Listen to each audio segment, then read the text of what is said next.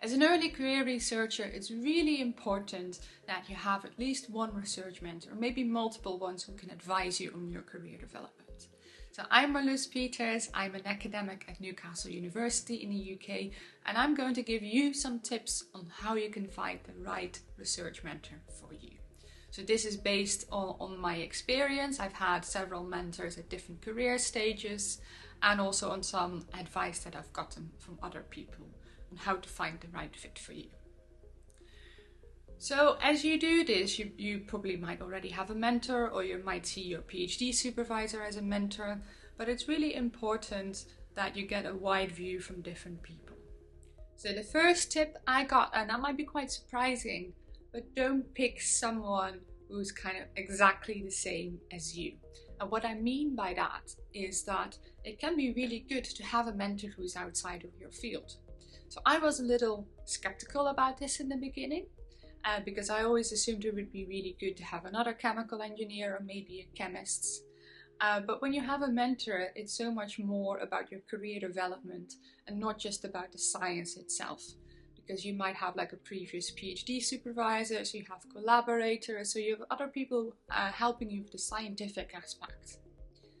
Actually, it's probably the other aspects that you might want some advice on. And sometimes it can be really refreshing to see how people approach this in a different way. Some people might be a bit more diplomatic, other ones have like a different style of how they tackle problems. And it can be really good to get input from different people on how they tackle specific problems and how they approach this. So you can see how it's different.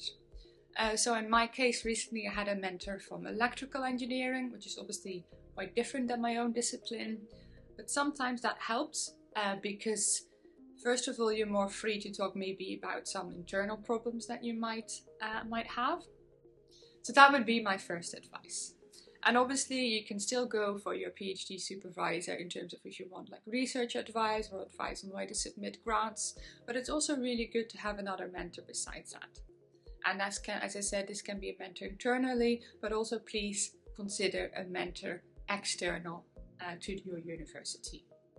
The second tip, it's not all just about career development or just about your career in general, but you will see also kind of work-life balance might be something that you might find important to discuss with a potential mentor.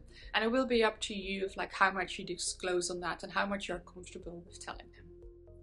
In most cases, if you look for an internal mentor, the university will have some matching schemes available, and I have used this in the past, and the response you get from that might be like a little bit surprising.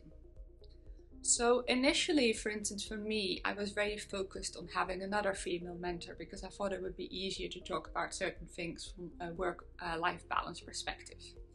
And I also initially was a bit reluctant to have someone who was at a much more advanced career stage than I was. I wanted someone who was like a little bit above me. And then I realized that's not so much about what matters. So when I use the internal matching tool, you kind of get like a couple of suggestions, and then you can meet them informally for coffee. And I think it's much more important that you have that kind of click with that person and you feel that you can talk to them rather than all the things I've just described.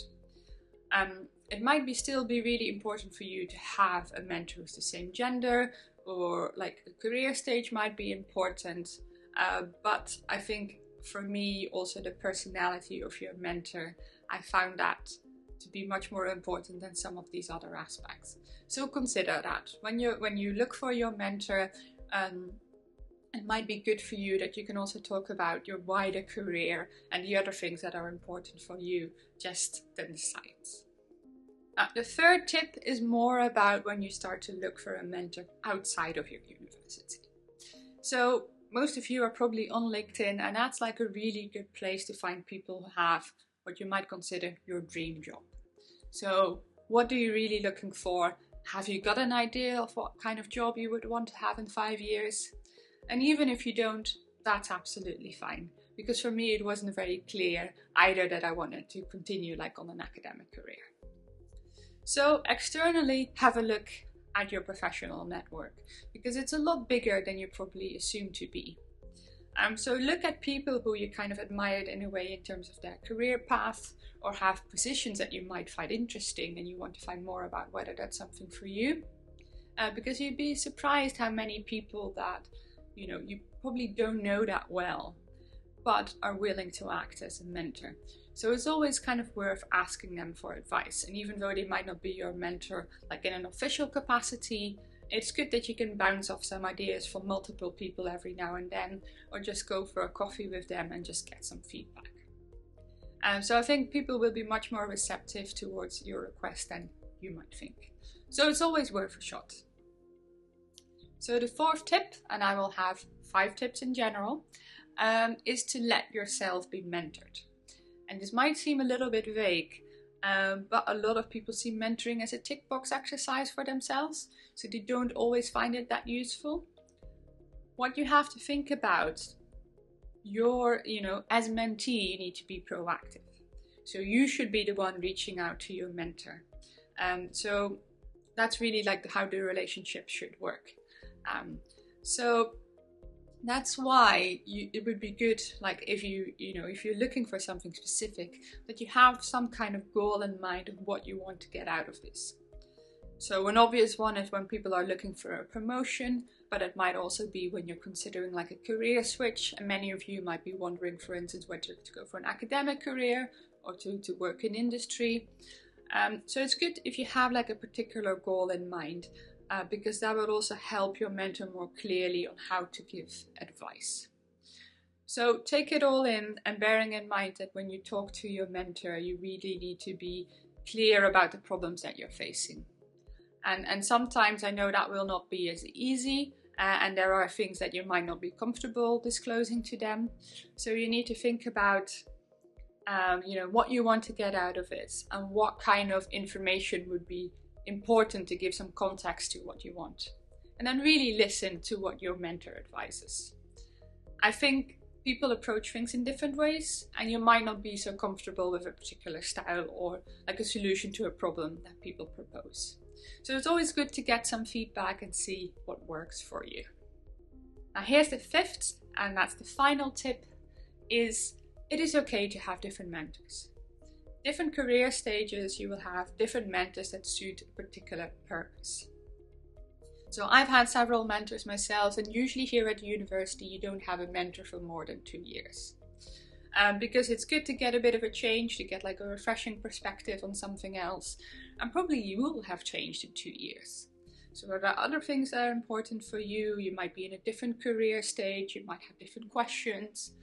So at that point it's always good to switch mentors. But don't forget, even with these mentors you can stay in touch. You can probably still ask them questions, even if it's more like on an informal basis. But bearing in mind, there is like a specific course that you run in your mentor-mentee relationship. And you should roughly know when you think like you've reached that particular purpose and when it might be time for the next step. And also considering in terms of the mentoring, here I've always spoken about finding the right mentor for you. It's also really important to get involved in mentoring yourself. And a lot of you might think, well, I'm not at really an advanced career stage yet. How can I actually help someone with their problems? But by doing it the other way around, you actually probably get more comfortable with being mentored yourself, because you realize what people want to get out of it.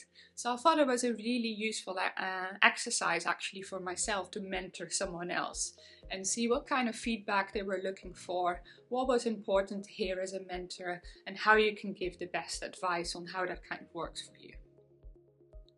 Thank you for watching this video, and hopefully we'll have given you all the right tools to find the right mentor for you. If you want to know more about like other tips for early career researchers, on career development, or maybe on how to submit a grant or how to look for PhD positions, then do have a look at our playlist How To.